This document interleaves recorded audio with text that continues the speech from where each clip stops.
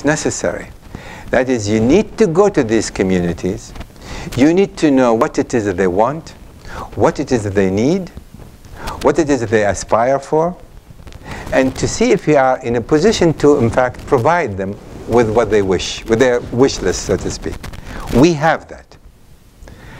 But having said that, that has to be considered in the context of our overall objective in Afghanistan. That is, if we want to meet their requirements and need and aspiration and all of that, where are we prepared to do the nation building that we've been talking about, which is going to require years and many hundreds of billions of dollars? Or are we going to have to scale down on that and focus our attention where it matters more? So yes, so we have the program, but it has its own shortcomings. If you listen carefully, if you want to comply, that means you're going to have to be there much longer as well. And that is a problem. Yes, sir. Earlier you mentioned about how difficult it is to work with the Afghan population because it's embedded in their culture, in their soul, about the mistrust of foreigners. I have my view about Pakistan. Are they not the same? Do they not really trust as a culture foreigners to include the Americans? Absolutely. Absolutely. It is pretty much the same culture. And the Pakistanis do not trust the American no more than an Afghani would trust the Americans. We're going to always be in trouble. Yes, only if, however, you discern with the clarity, with the clear understanding, what is their interest. That is, we need to deal with the Pakistan on the basis of their national interest. Their national interest today is not Al-Qaeda, and it's not the Taliban insurgency. We need to understand that. Their focus is still on India. We have done very little to pacify, to try to work a better understanding between the two parties. For example, when the President Obama went to India, this enraged the Pakistanis. What sort of understanding did you have with the Indian? What have you done? Why didn't he, for example, include Pakistan, for that matter, for maybe an hour visit, an hour stop, would have alleviated much of their suspicion and concern and issues. That is a problem. This is not only a military issue, it's not an intelligence issue, it's also a political issue. And we haven't, as the United States, I think this administration, President Obama is a brilliant academic, and I'm sure, but I'm not sure he, many here might disagree with me, but I don't mind to say my mind anyway. He doesn't know how to connect. And I don't think he's been able to put the pieces together in terms of foreign policy. I'll give you another example that I've been talking about a lot. America is very much involved in the Arab-Israeli conflict, specifically the Israeli-Palestinian conflict. And America is indispensable to finding a solution to that particular conflict. And you might think, having had this type of tense, to say the least, tense relationship between President Obama and Prime Minister Netanyahu, that you would think of things that, how do you get the Israeli public to support your initiative?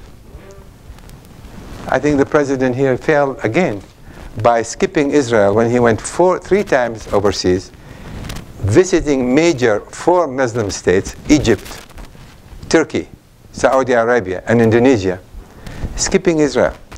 Not because Israel deserves a presidential visit. If you want to affect a policy, if you want the Israeli public to understand what it is that you are pursuing, talk to them, tell them, we are with you, we are 100% with you. Our interests and your national interests are the one and the same.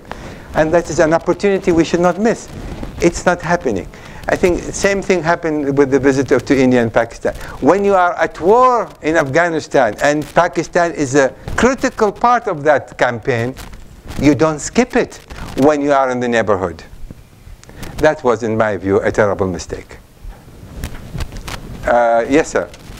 Another sensitivity. I think the American live women in Afghanistan, and they fear that when we leave there, that it's going to throw them back into the Stone Age. And we would like to see them have more freedom. Can you comment on that?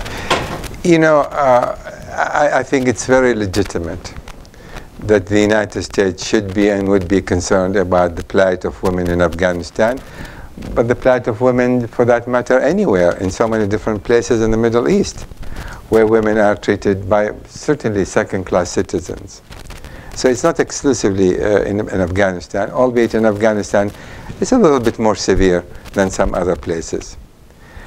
My understanding is that the Taliban, if we were to sit and negotiate with them, they are open to various suggestions, as long as it does not run totally and completely. For example, I was told by some that they are willing to have the girls go to school.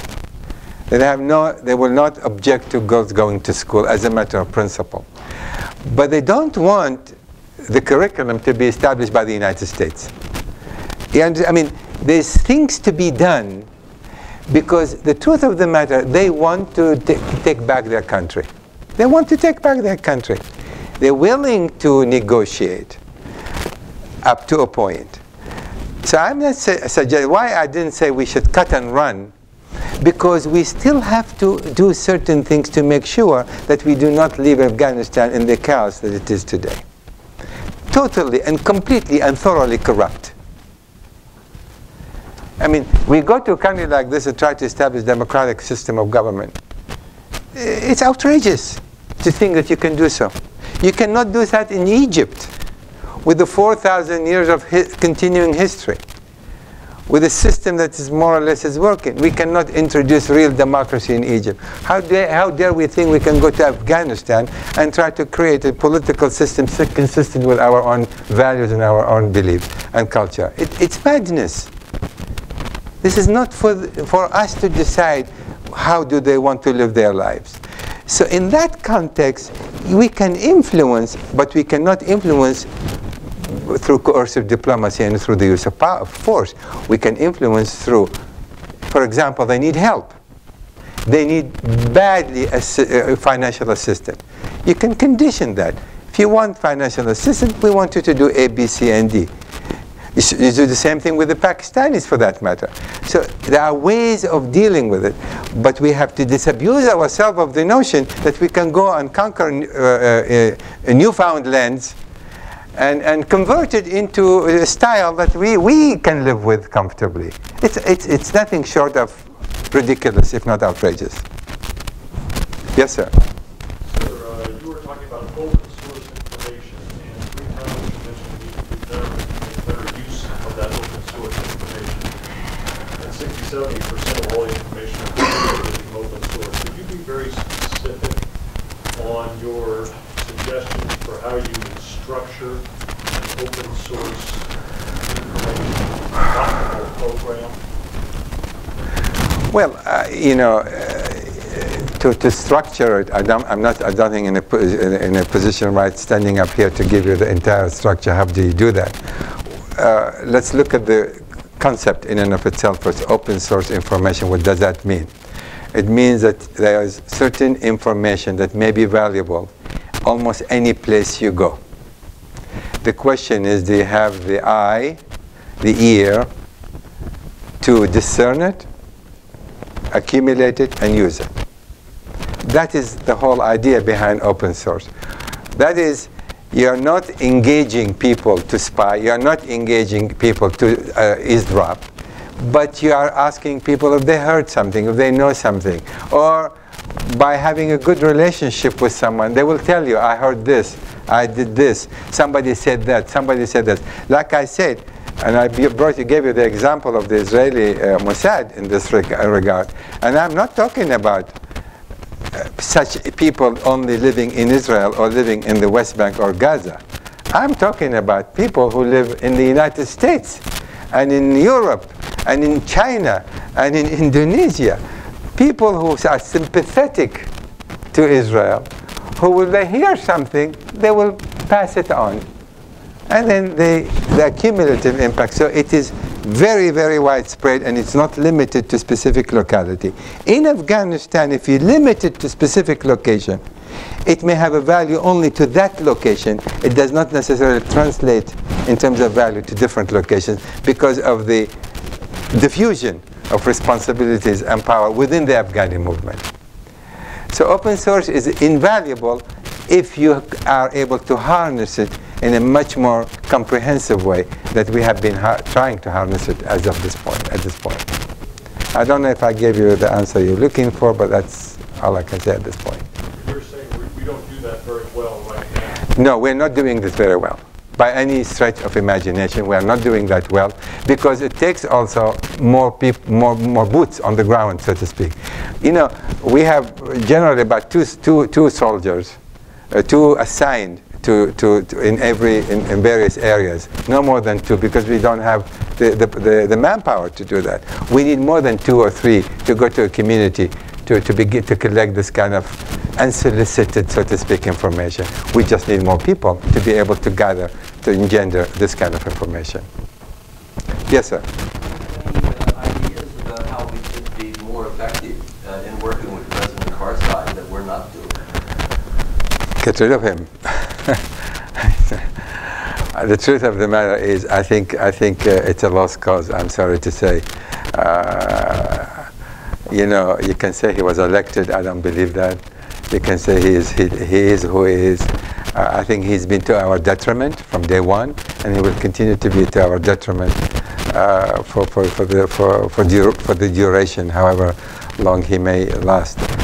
We have a problem there. We have a major problem. I mean, hindsight, of course, is 20/20. If I were asked before, what shall we do? I would have gathered the head of the various tribes, 30, 40, 50, 60 of them, and create an Afghani council to govern the country for the first 5, 6 years. Forget democracy, forget election, just get decent people to come in and that offer a consensus, a more or less a national consensus. But that did not happen, and the last election was as corrupt as it can be.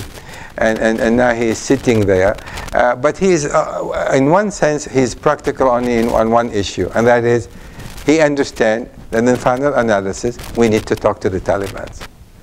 And the sooner we do so, I think this is the only good advice he made, and he's supportive of it, that we have to do so. And I think that's where he can be helpful in that regard.